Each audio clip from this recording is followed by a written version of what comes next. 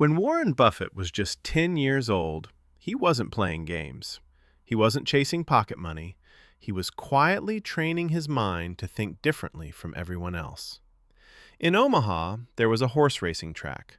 People went there for excitement, for alcohol, for fun. But Buffett went there after the races were over.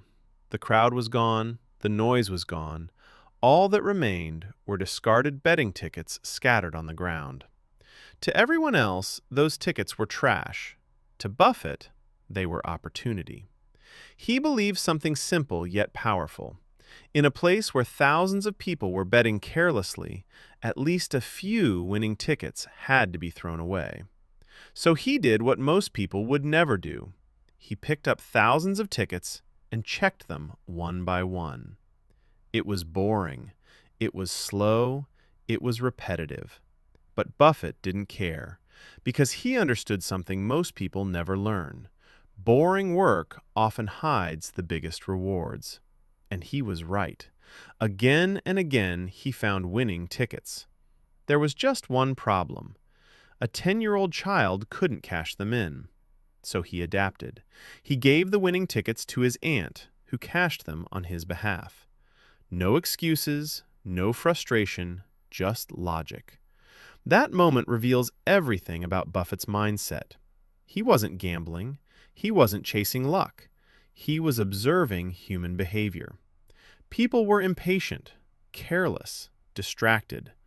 Buffett built a system that benefited from those weaknesses.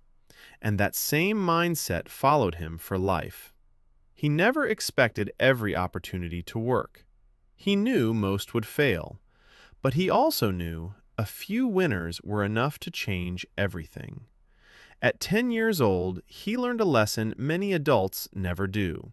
Success belongs to those who are patient enough to do what others refuse to do.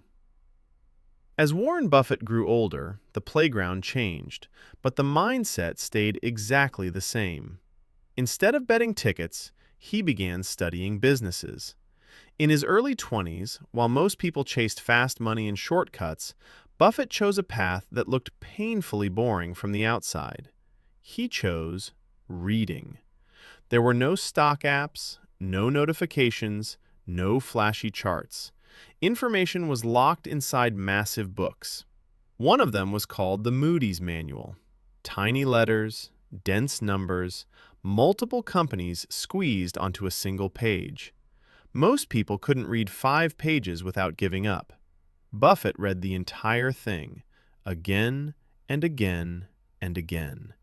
He spent entire days quietly reading company after company, not because someone told him to, but because he wanted to understand how businesses truly worked. While others chased tips, Buffett chased facts. While others reacted to news, Buffett built knowledge. This habit gave him an unfair advantage. He wasn't guessing. He wasn't hoping. He knew what he owned and why he owned it. Even today, decades later, his routine hasn't changed. He reads for 5 to 6 hours every single day. Annual reports, financial statements, books. According to Buffett, the most powerful form of compounding is not money, it's knowledge. Money compounds only when invested. Knowledge compounds every single day. Most people want success, but very few are willing to do the quiet work that creates it. That's why Buffett's first rule of investing is brutally simple. Read more than everyone else. Learn continuously.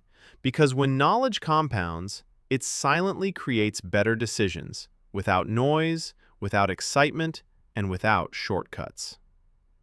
One mistake destroys more investors than anything else: buying businesses they don't understand. Legendary investor Peter Lynch believed this single error explains why most people lose money in the stock market.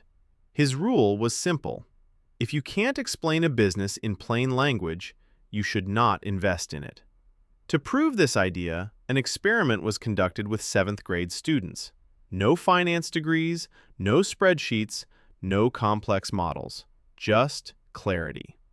These students built a stock portfolio, and over 2 years, it delivered nearly 70% returns, far better than the overall market. So what was their secret? Before investing in any company, they had to answer one question. What does this company actually do? They had to explain the product, the customer, and how the company makes money. If they couldn't explain it simply, they weren't allowed to invest. That single rule filtered out bad decisions instantly. No confusing businesses, no complicated stories, only simple companies with real demand. Instead of thinking like traders, they were taught to think like owners. They didn't ask, will this stock go up tomorrow? They asked, is this a business worth owning for years? That shift changes everything. When you understand a business, price drops stop scaring you. You don't panic because you know what you own. Most people think smart investing means complex analysis.